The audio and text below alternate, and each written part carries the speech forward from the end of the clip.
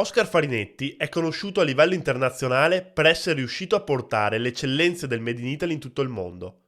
Ad inizio ottobre ha aperto il suo 46esimo punto vendita a livello internazionale, il 15esimo in Italia, il primo in Veneto, a Verona.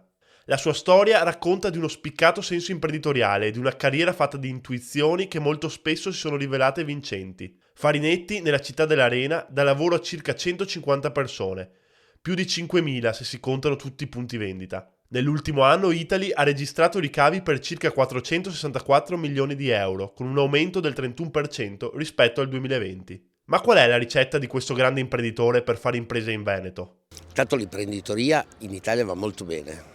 Le esportazioni sono aumentate, hanno sfondato il tetto dei 500 miliardi. Le ordinazioni ci sono, abbiamo qualche problemino con la burocrazia, ma diciamo che in Italia non è male sia il settore dell'imprenditoria che quello dei lavoratori, che sono gran brava gente che si impegna e lavora, i lavoratori italiani. Il Veneto meglio che mai, il Veneto funziona, sapete bene che funziona, gira, c'è tanta voglia di lavorare, si fa. Sì, la politica rallenta, è chiaro che la politica rallenta.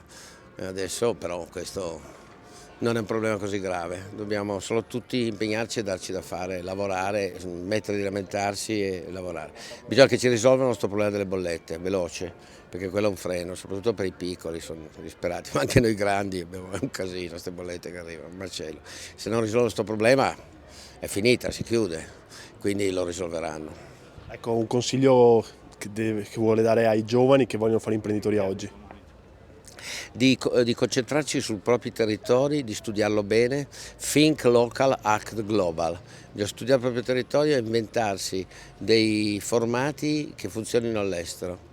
Non so, sono di Bassano del Grappa e trovo un sistema di packaging dell'asparago bianco e lo vendo in tutto il mondo. Sono di Polignano Mare, trovo un sistema per le carote viola e le esporto nel mondo.